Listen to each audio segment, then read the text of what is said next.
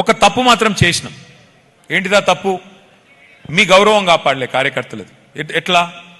చాలా మంది అన్నారు నాతో, అన్నా పెన్షన్ ఇస్తిరి ఆన్లైన్ అయిపోయా, కార్డు ఇస్తివి కార్డు ఆన్లైన్ అయిపోయా, కళ్యాణ లక్ష్మి ఇస్తివి ఆన్లైన్లో వాయ్, రైతు బంధు ఇస్తివి అకౌంట్లో పడే.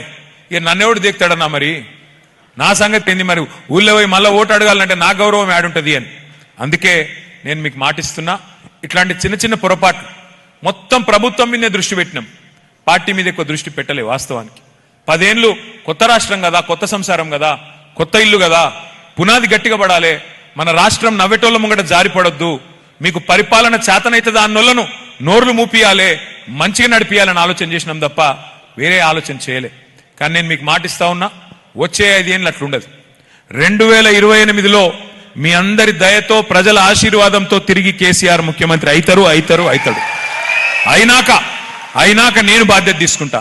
వచ్చే 5 ఏళ్ళు మన ప్రభుత్వం వచ్చినాక కార్యకర్తల బాగోగులు, ప్రజల సంక్షేమం రెండింటినీ బ్యాలెన్స్ గా నడిపించే బాధ్యత నాది. మీకు రావాల్సిన పదవులు, మీకు జరగవలసిన లాభం, మీకు కోరుకునే గౌరవం వచ్చే విధంగా చేసే బాధ్యత నాది. గతం మర్చిపోండి. చిన్న చిన్న పొరపాట్లు జరిగిండొచ్చు, మా వైపు నుంచి కూడా జరిగిండొచ్చు. ఉద్యమంలో పనిచేసిన బిడ్డలు ఉన్నారు ఇక్కడ, వాళ్ళకు కూడా అయ్యో మాకు జరగాల్సినంత జరగలేదేమో అనే భావన ఉండొచ్చు. నేను వారందరినీ ప్రార్థిస్తా ఉన్నా.